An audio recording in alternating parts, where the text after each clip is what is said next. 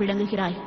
இன்று நீ அசுர மன்னன் பிங்களனை அழித்து வீரன் என்பதை நிரூபித்தது மட்டுமல்லாது இங்குள்ளவர்களை சிறந்த முறையில் காப்பாற்றி இரக்கமனம் கொண்டவன் என்பதை காட்டியிருக்கிறாய். உன் செயலை கண்டு நான் மகிழ்ந்தேன். இதோ இந்த பரிசை அன்போடு ஏற்றுக்கொள். இந்த சிறிய வேதாளன் உனக்கு சேவைகள் புரிவான். இவனிடம் அபார சக்திகள் உண்டு. அதை உனக்காகவே இவன் உபயோகம் செய்வான்.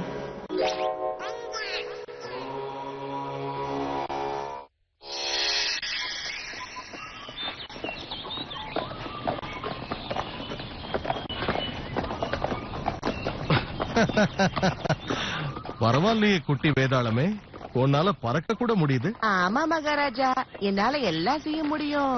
காத்துல பறக்கவும் முடியும், தண்ணில நீந்தவும் முடியும். அப்படியா? அதெல்லாம் சரி, உன்னோட பேர் என்னன்னு சொல்லு. என் பேரு